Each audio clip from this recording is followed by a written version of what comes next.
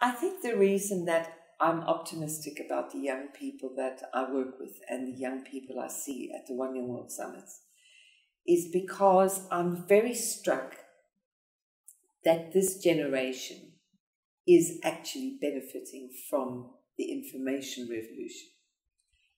So even where education is not what one might want it to be, the fact of the digital revolution is touching them in some way. So that gives you cause for optimism in as much as if you really believe that education is everything. That makes a difference. That's one side. But on the other side, the young leaders that I deal with, obviously, but also the young people that we employ at Havas, I do see a much higher expectation from them of what business and government should be doing. And there wasn't that when I was a young person. Okay, in South Africa, completely complex, special problem.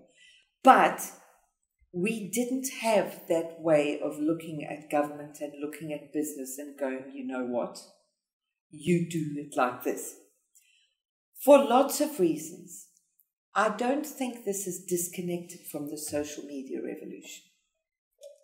But it's not only the social media revolution. But those things make me optimistic. One of the surveys that we did, for example, the One Young World Statistics in 2013, which we did in 42 countries, a constant theme around the world was an enormous concern by young people, registering always above 80%, about corruption in government. And it was universal. It was China, it was the United States, it was India, it was the UK, it was Germany, it was Italy, it was South Africa. Everybody, very high level of concern about corruption. That was not the case in my day. I don't think we knew if a government was corrupt necessarily.